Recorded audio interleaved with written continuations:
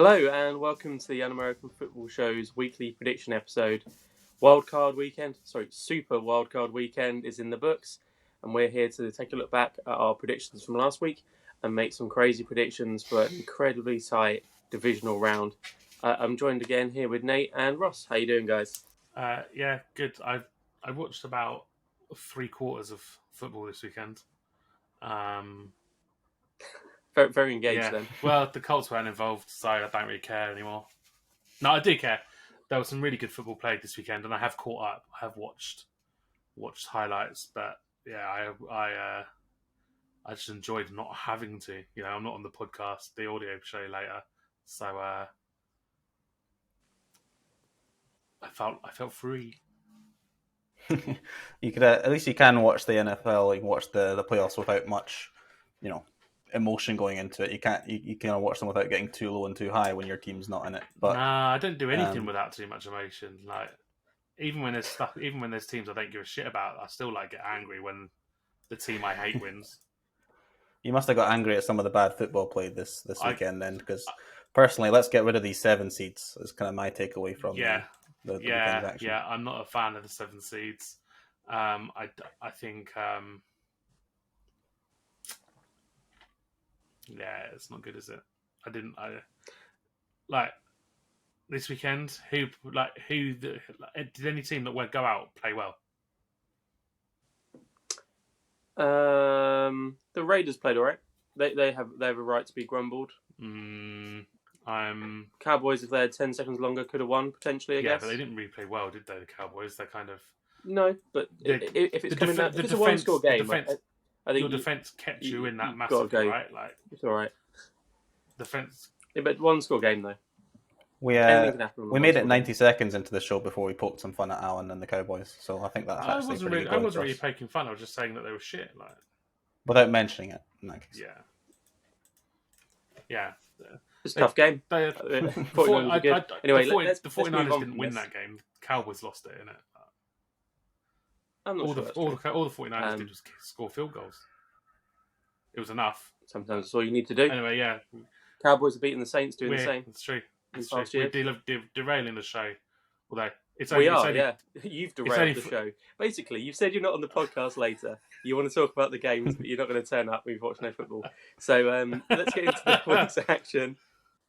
It all started Saturday, 9:30 p.m. Raiders at Bengals. The handicap line was Raiders plus 6.5 with an under-over of 48.5.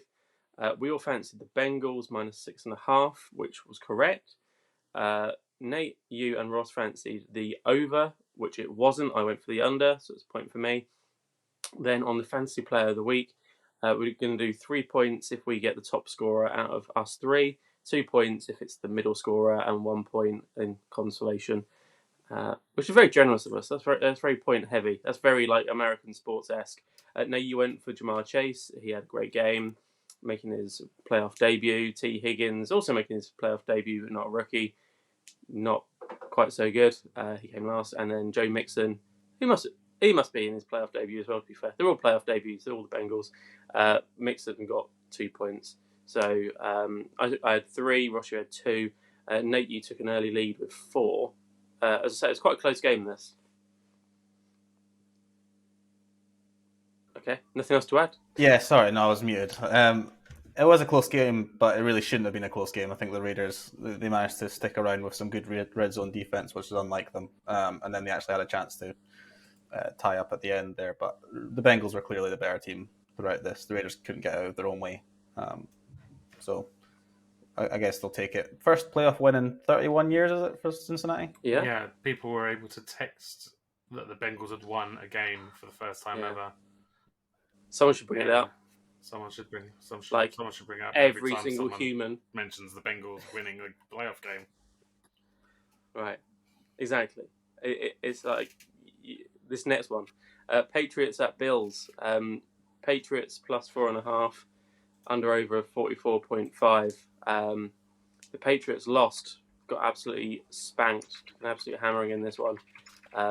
Everyone has to mention about how it's the biggest loss of the Bill Belichick Patriots era. I'm fine with that being brought up every time, to be fair. going on to our predictions, Nate and I both fancied the Bills -4.5. Unlucky Russ taking the Pats plus. We all fancied the over, and we were all correct. The Bills did the over on their own. Yeah, right. It's 44.5, but they scored 47. Ross, you went for Stephon Diggs as your fancy player. I'm afraid he came last. I went for Devin Singletary, who had a good game again, coming second.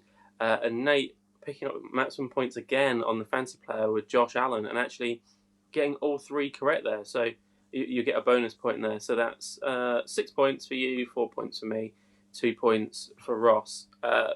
A bit of a hammering for Ross in this one, and for the Patriots. Yeah, this is probably the one I want back the most, I think. But having said that, there was a lot of chat beforehand, and I think a lot of people are on a similar mind to me, is that the Patriots defense would actually show up. Yeah, they just didn't, did they? Dreadful. Yeah, didn't go off the bus. Perfect score. I'm a member of the club now. Nah, it doesn't count. Of course it does. Well, it doesn't really Of course count. it does. Of course it does. You can have your own section of the club. Well, I will have my own section. I will have my own section of the club after we talk about the next game, Ross. It's just you by yourself, which Well, is it's fine because I'm in the VIP section. No, me and Alan have a nice little section. I'm in the fenced. I'm going to be in the fenced off section beyond your fenced off section. Unfortunately, you'll never be able to join our club, whereas we've still got plenty of opportunities to join yours this season. Let's move on to that game. Eagles at Buccaneers. The handicap line was Eagles +8.5. Under over was 49.5. My God, what an absolute humping this was for the Eagles. This was an embarrassing game. Like this was probably worse than the Patriots. Like, at least the Patriots looked like they had some fight. I think it's kind of the game that we all secretly expected, or like it was like it could go this way, but you kind of didn't want to admit it. You felt it was going to go that way because when you said it was going to go that way, and the Eagles won with a overtime field goal, you're like, shit. Yeah, I mean that was definitely not going to happen. They were absolutely rancid. Yeah. I fancied the Eagles to at least cover the spread. I was wrong. You guys were right. The under/over, it hit the over. Ross and I both went for the under, so it was another point for Nate. And then Nate again, perfect on the fancy scorer. Mike Evans, 3 points. I went for Jalen Hurts, who did all right. Gronk had another slow day, probably because Ross picked him, to be fair. So Nate, you hit all the targets again on that one, back to back. Yeah, well, I'm on a roll. A late season surge. I mean, it's the next one didn't go so well, but I recovered it. Well, as I say, if we're calling them perfect, which I'm not entirely sure I would agree with the phrase, let's go with this next one. I literally got full full available points. We'll call it a full house. I'm happy with calling it a full house. Calling it a perfect score. The tweet's gone out calling it a perfect score. So whatever, mate. Yeah, right. Let's talk about Nate's imperfect game then. 49ers at Cowboys. The line was 49ers +2.5. Under over was a sizable 51.5. We all went for the Cowboys, which is why they lost. That's like the 4th time this season. Nate, you went for the over, as did Ross. I went for the under. I also went for Deebo Samuel, who had a stellar game, as he always does. Tops it off with a big run after a turnover. And then on the fancy scorer, Ross, you went for Amari Cooper, who had a decent game, scored a touchdown, was used regularly by Dak. And then Nate, you went for CeeDee Lamb, who just seems to be lost in this offense. He got 1. So you got 1 out of the lowest is 1. So let's say it's pretty imperfect. I got 4, which is sort of where I've been buzzing around. And then Ross, unfortunately, you got 2, mate. You really had a bad start to this. Yeah, it was actually it was pretty just a bad week all round for me generally. Yeah, I was saying that the Pats game is the one I wanted to have back. I think it was actually this game. I think there was lots of signs that San Francisco were going to come into Dallas and at least keep this tight and cause the upset. Yeah, just happy Amari Cooper actually had a good day because that was a bit more ballsy compared to Deebo Samuel and CeeDee Lamb before the game, I think. That touchdown catch deep at the back corner of the end zone was the only good pass Dak made all game. Like he made some other easy passes that you still got to make, right? But like that was a great pass, and it was the only one he had all game. He'd actually make a good late one to CeeDee Lamb, but it proper squeezed it in. But yeah, he didn't have the best game. It wasn't great from the Cowboys overall. I had money on the San Francisco 49ers to cover the spread, so it shows you how much faith I had in the Cowboys getting the win, despite saying that I thought the Cowboys would win here. Another bit of a blowout here. Steelers at Chiefs. It was Monday, 1:15 a.m. Steelers plus 12.5, which is pretty insulting. Not enough. It should have been 20, and they still would have lost. Under over of 47.5. We all fancied the Chiefs, unsurprisingly. Nate, you were the only person to take the over, which was correct. Well, you guys thought that the Steelers' defense was going to step up and do something, and they were all asleep. I didn't necessarily think that. I just thought that the Steelers weren't going to score enough, to be perfectly honest. And 47 is quite a lot. Chiefs didn't covered it themselves, though. Chiefs put up 47. So. Chiefs almost covered it themselves, so. Nearly, yeah. But I didn't expect them to score quite that many. I thought they would just coast a little bit. I was almost surprised when I woke up and saw the score. Or I was almost surprised it wasn't 50. Probably could have been. Going to fantasy player, you guys both took Tyreek Hill, who was decent. Both got 2 points. I'm not quite sure how I feel about that one. Travis Kelce. Well, what else do we do? Both take one to the same player. We're both tied for second. I haven't thought of that. I haven't thought that through about how else you do it. Oh, that's how you do it. Yeah, could be. So then, yeah, that was 4 points for you, Nate. 4 points for myself, and 3 points for Ross. This is could have been the start of the comeback for Ross. Then we moved to Monday night / Tuesday morning. This was hotly anticipated. This one that a lot of people were very excited about. That was going to be a very even game. Cardinals at Rams. Cardinals plus 3.5, under over a 50.5. And I've just clicked off the page. So I went for the Rams minus 3.5, as did Nate, which is correct. In fact, it was much more than that. Ross, you were the only person to take the under, so you got a point for that. Ross, you went for Kyler Murray, had a bad day, a couple of events, 1 point for you. Nate took Cam Akers, which is bold strategy after coming back with his Achilles. Not played all that much. He got really 2 because Kyler was pretty poor, and then I took Cooper Kupp, which was 3. Watching the game of 40, yeah. Akers looked quality. He looked really explosive. Yeah. Almost like he's had a rest for the last 3 months, isn't it? And the rest. Yeah, it is an incredible recovery though from an Achilles. Yeah, to come back and look that explosive, like he doesn't look like he's missed a step, does it? Looks like he's missed maybe like a week, maybe 2. Maybe he's come off a bye week, and he just looks like he's going to torch anybody he goes up against, which is great. I might take him in the next game actually. Well, yeah, you will have the opportunity. They've moved on, so let's just recap those total scores. Massive week for Nate. 24 points leads the team. Nudges him up to 131.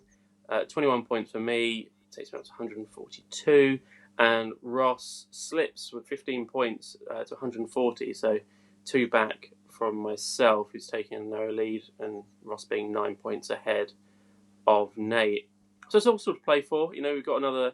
I mean, these 4 games this week, they are mouth-watering. Nate won't watch any because he only watches the Colts. But no, I'm excited. I will be watching this weekend. You can't not. Every single one of these games is fucking tasty. It is. Don't know if I'm going to watch all of them. I probably won't watch Niners Packers, but the others I'll probably watch. I think the storylines are plenty here. And I think there's in a way, like I'm not happy the Cowboys lost. I'd be wrong to say that, but I felt like I could watch Rams Cardinals and be quite chilled about it. Like I didn't have to think about we could be playing one of these teams. Now I can just sort of enjoy it for what it is, and hopefully we just get some great football games. So let's dive into the divisional round then. It all starts on Saturday, 9:30 p.m. It's Bengals at Titans. Titans obviously had their bye last week as the number 1 seed. The handicap line is Bengals plus 3.5. The under-over is 47.5. Nate and I have both gone for the Bengals. Ross, you fancying the Titans minus the points at home, which I think is fair. Hard to really sell what they're going to be like coming off the bye. You think they're well prepared. I've taken the under, as has Ross. Nate, you're taking the over. And then Nate hasn't decided which fantasy player he wants. He wants either Jamar Chase or Derrick Henry, which makes sense because I've gone Derrick Henry and Ross has gone Jamar Chase. Nate, which of the two do you fancy? And why don't you tell us a little bit about why you fancy the Bengals to cover the spread? I just have a feeling that having the 2 weeks, like the gap of 2 weeks between games for the Titans might come back to bite them. Ross has gone. Well, we can't. I'm not stopping things this far through. So if he doesn't return, we'll just have to speak for him. The Bengals. I think I just feel like it's not going to do them any favors, the Titans any favors, having had that little break. But they're going to get Derrick Henry back, so it's not an easy decision. It's not an easy choice. I think we've got Derrick Henry back, right? Yep. So it's a really, really tough call. I think it's been fucking close. It might even go to overtime. And the 3.5 is really stressful because I think that it might be a 3-point margin. Yeah. So in this case, if it's Bengals 3.5, they've got to win, or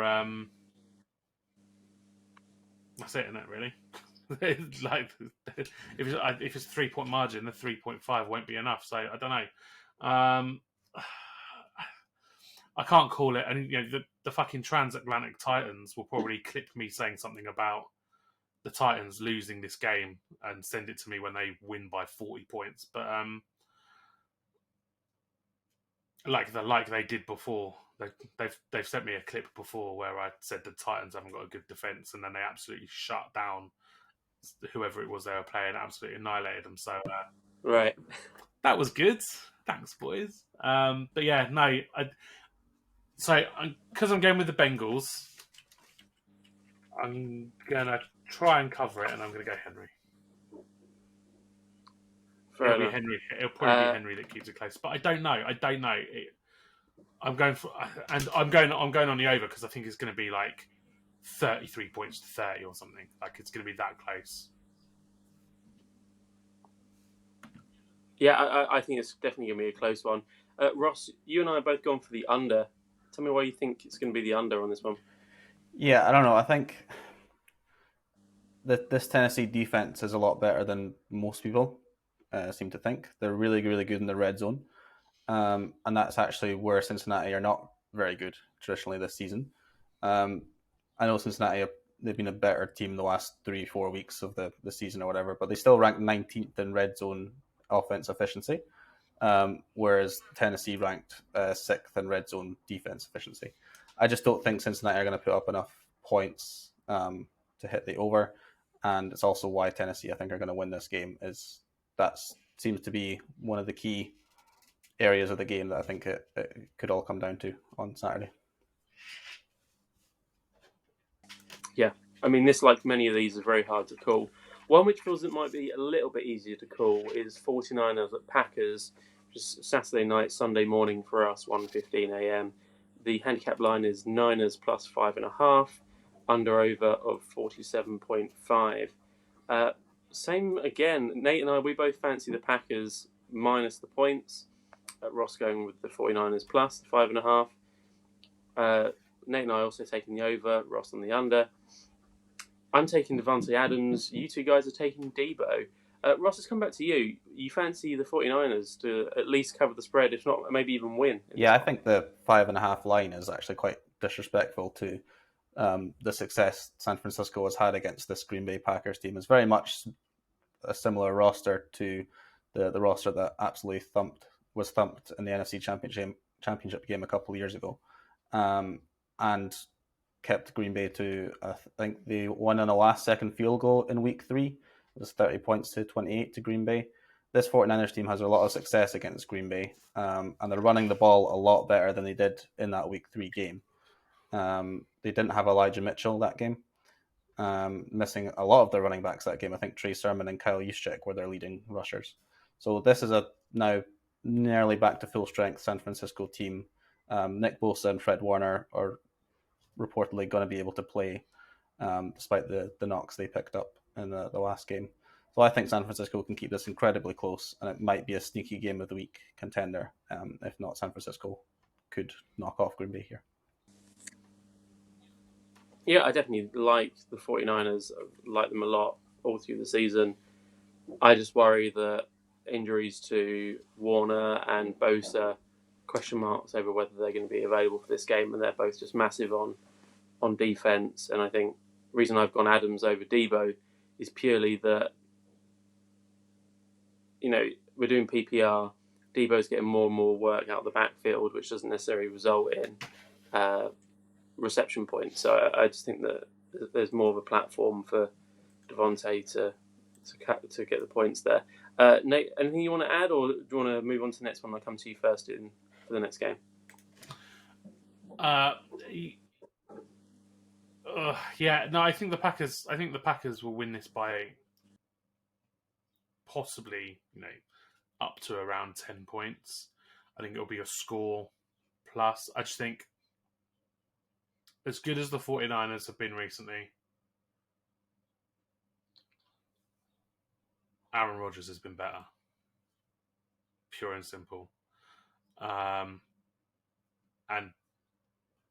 Debo, I know you're using the fact that he works a lot out of the backfield as a stick to beat him with for PPR points, but he also just generates tons of yardage wherever he plays, and he still isn't primarily used as in that running back slot. He's still the main focus is him on out wide receiving. So I think he's going to put up just a shit ton of points again, but I think maybe maybe like mid to high 20s for the 49ers and mid to high 30s for the Packers. I just think the teams are going to go off. I don't expect cagey. I don't expect or want cagey, low scoring playoff games. That's not what the playoffs are about. Go out and kick the shit out of your opponent. That's what it's about. I think they're trying. I just don't think it necessarily happens. David Bakhtiari going to be back for the offensive line in front of Aaron Rodgers. Could also be key in this one. He doesn't get called for going offside or holding ever, so that almost guarantees. It's helpful. Almost guarantees 6 or 7 first downs. Yeah. Moving on, no bitterness there. Sunday, 8 p.m. We've got the last night's victors, the LA Rams, travelling to Tampa to take on the Buccaneers. The line is Rams +3, which is sort of quite standard for visiting teams if they think it's pretty even. Under/over of 48.5. Oh, this is a hard one to call. My goodness, we've all gone. We're either going to have a great week together, Nate, or an absolute shocker. We've again both taken the Rams +3. Ross has taken the Bucks. We've all taken the over. I've gone for Cup again. Nate, you've gone for Akers again, and Ross, you've gone back. You're back in at the well with Gronk again. So you've gone Bucks and Gronk double header. Tell us a little bit more why you fancy the Bucks to win minus the points, and how Gronk's going to do that for you guys. Yeah, I think when you're getting to a 3-point spread, I think you may as well just take the home team in this instance when it's. I don't think it's going to be all as close as that. To be honest, I think it could be a touchdown game. I think there's some recency bias in that the Rams just thrashed the Cardinals when the Cardinals haven't been playing that well, whereas the Buccaneers looked like they were back to their normal selves against the Eagles. And again, these guys played in the regular season, so I went back and looked at that game. And although it's early on in the season, you try and kind of apply what you learned from that and then what you've learned as the season's worn on. And I think the key thing for me is the Buccaneers are running the ball a lot better now, even without Lenny Fournette this week. And I think Fournette's going to be back, so I think they're going to run the ball even better against the Rams. They didn't run the ball well in that game. So if they can run the ball well now with Fournette, Ronald Jones, Keyshawn Vaughn, then it's going to give Tom Brady even more time in the pocket when they do call a pass play to find his best friend in Gronk. That hopefully will slow down the Rams' pass rush as well as them running the ball with a bit more balance to their offense. So I think the Bucs are finding their feet now in the playoffs. They're battle tested, especially that defense, and I think this is going to be if not comfortable win, I think it's definitely going to be at least a pretty big win for the Bucs. I'm still worried about the amount of injuries the Bucs have got. The Eagles definitely could not put anything together at all. Just seems to do the same sort of 3-4 plays over and over again last weekend. Unsurprisingly, it didn't work against the world champions. So I just think the Rams are better coached, got better personnel, and I think they're going to be able to exploit some of the holes that the Buccaneers are maybe missing, just even if it's just through injuries, really. I think the Rams have a good chance of winning this, not just covering the spread, but actually winning the game itself. Nate, you've decided to change your answers and copy my homework. You've also gone for Cooper Kupp.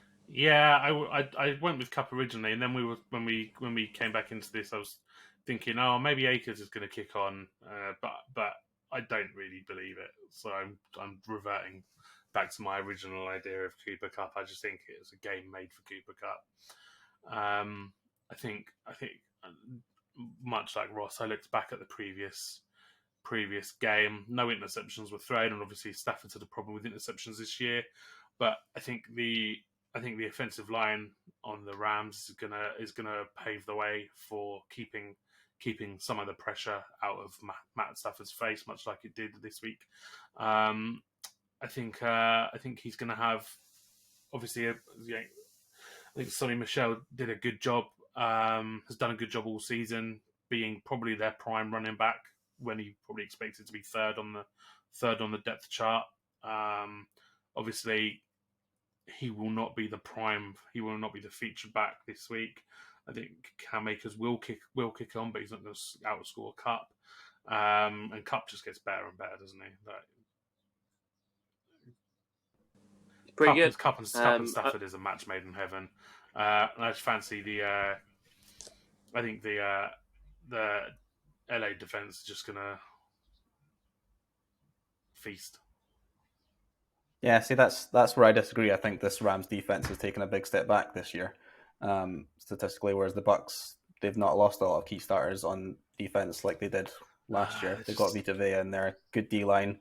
I think the Rams will score some points. I just think that I love the matchups for the Rams offense outside of the Mike Evans, Jalen Ramsey matchup, which I assume we're going to be seeing all game long. I think Ramsey can cover Evans, but then everywhere else on the field, I love Fournette, Gronk, Cameron Bray, O.J. Howard against those Rams linebackers in the middle of the field, which we know Tom Brady loves to feast in. So I think that's where the game's going to be won and lost for the Buccaneers. I do think there is an element of I just don't want to see Tom Brady getting to another championship game in my prediction. Don't worry. Don't worry, he won't. I didn't want to say it. Well, there you Ross is right. The middle of the park there is where the Bucs will win and lose the game, and that's where they're going to lose it. Von Miller back from the dead. Let's move to the final game of the weekend, which will be Sunday, 11:30 p.m. It's a shame that this is so late. This is such a tasty game. I mean, this could never be a Super Bowl, but if it could, I'd be happy with this matchup. Buffalo Bills traveling to Kansas to take on the Chiefs at Arrowhead. The handicap line is Bills plus 2.5, which means they go in as slight favourites if it was a neutral venue. Under-over of a colossal 54.5 points. That's madness. Just looking... Oh, we all fancy the Bills. I'm sure that wasn't the case a second ago. I think Nate's trying to play tricks on me. So yeah, all fancy the Bills plus 2.5. I'm the only one taking the under in this one. You guys are all taking the overs. I've gone for Josh Allen, as has Ross. Nate, you've gone for Jerick McKinnon, who had a decent game last week. I think that's his name. It is, yeah. Tell us a bit more about why you've gone for the over and why. Well, yeah, tell us about the over and McKinnon a little bit, would you? I just think these guys. Again, I'm just sort of hoping and expecting for a bit of a slugfest. That's a coffee van, by the way, that you can hear in the background. I saw Alan react. Yeah. For It was like some months. sort of like horror movie with like some child with a horrible like broken toy was going to jump out from like a cupboard. For months, I had no idea what the fuck that noise was, but it really pissed me off. But now I know he brings drink and food. I quite like it. It's not handy for me today though because I'm on this. I can't run away and grab some munch. But anyway, I just feel like it's gonna be a bit of a slugfest. I feel like the Bills' offense is firing. 7 straight scoring possessions, no punts. Did I see no 4th downs either? Just absolute annihilation and domination. Insanity. Yeah, Josh Allen hasn't had a punt versus the Patriots in 20 plus drives. That's fucking insane. I know the Chiefs aren't the Pats, but the Pats probably, all told, have a better ranking defense than the Chiefs. The Chiefs' defense has stepped up massively, but the Pats' defense is supposed to be better. So I feel like Josh Allen will probably turn the style on, and the only reason I've not gone for Josh Allen is because you two freaks have. But teams can run the ball against the Bills, so why not Jerick McKinnon? I'd almost put Tyreek Hill, but every time I put Tyreek Hill, he scores 9 points. Fuck him. I mean, if you're unhappy with us going with both Josh Allen, I'd also be willing to say, well, let's both go for someone else. But no, it's fine. That's fine. Take Josh Allen. Take Josh Allen and share the 3 points. I don't care. Thank you very much. We will. I mean, I'm the only person that's taken the under. The only reason I've taken the under sort of links to what you were saying just then. You're predicting a bit of a, the game where you hope it could be an absolute firework type game. How many times do we say that and it actually comes off? Yeah. It feels like it never ever happens. I don't remember the last time any of us predicted like a proper end-to-end, you score, I score, you score, I score, you score. Like we both scored 40 points and everyone's fucking mental. It don't happen. When was the last game that like properly went off like that? Like it was Rams. There was a Rams game last year, wasn't it? Where they scored like 52 and their opponent scored like 45 or some absolutely fucking insanity. Well, Chiefs Chargers was like 32-31 or something the other week. Was there a Cincinnati Browns game this year where they both scored like 40 odd or something, or like the Ravens or something? There's a game. There's been one game this year where like both teams scored around the 40 mark, and it was fucking wild. But it doesn't happen. It doesn't happen. No. But like 30 odd, both teams scoring 30 odd, it can happen, and that's why I've gone for over. Yeah, but that's exactly why I've gone for under, because I just think that we're starting to hype it up because we're very excited about it. You also undersell fucking everything as well, which is why I think it's going to be over. You're very conservative. Also, I am, but this is also the highest line we've had in 2 weeks. Yeah. And there's been plenty that have hit the under. So I think with it being a higher line, on paper, it looking like such a good game, I'm going to take the under. Also, it's a difference maker. You guys have gone over. This is why I can get a point over you guys. Or you can lose a point over us. Ross, final word on this game. Yeah, the one that sticks out in my head when you're talking about predicting games was the Chiefs Cowboys one where we all thought it was going to be 35-30, and then it was like 20-9. But that said, I think I'd rather be the guy that predicts chaos and then chaos happens than the guy that predicts chaos and then it's very dull and boring. So I'm gonna take it. This is actually the one game out of the 4 that I didn't do much research into. I just want absolute chaos to ensue, and hopefully it'll round off a divisional round with a nice nightcap. Yeah, exactly. It'll be the worst thing in the world if it's a proper damp squib. We need fireworks. We need chaos. Yeah. We need the end of days. It needs to be like Armageddon. That's the type of football I want. This is like a Hollywood game. Oh, that's the thing that makes me worried. It can be, and it's going to be 12 points to 9, isn't it? Yeah, probably. Whereas Bengals Titans is like B movie, but it'll probably be way more enjoyable than the Hollywood blockbuster. Is what I'm not surprised to see. Although I've taken the under in that one as well. Can you imagine? Can you imagine? Like we basically, we all, other than Alan on this game, we're basically all predicting proper games. Like every single one of these is going to be great. It's going to be the worst divisional game round of fixtures ever, isn't it? They're all going to be disappointing in Good Morning Football. They're going to be like, you know what? We're not even going to bother on Monday. Not even going to bother because everything was shit. We'll pick it up on Wednesday. You say that, but Ross and I have taken the over in 2 of them and the under in 2 of them. You've just taken the over in every single one. You're the one that's but I still feel like the under on the Niners. I mean, the under on the Niners game being 47.5. I don't feel like Ross isn't predicting like a manic game. I just think he's gone a little bit conservative, whereas you're fully going. It's not going to be manic. It's not going to be exciting. It's going to be tense. Tense can be exciting, but I think it's not going to be. I don't think it's going to be tense because no one's really scoring a lot of points. There's a lot of field goals, and it's very close. I think it's going to be end to end, and by the end of the fourth quarter, everyone's going to be like, "I feel like I've just done 14 kilograms of cocaine." That said, with Alan's prediction, it could be 28-24, and it would still not hit the over. And I think that we'd all settle for that game. But yeah, that's sort of my thinking. It could be 10 to both scores, and that's what we're going to get.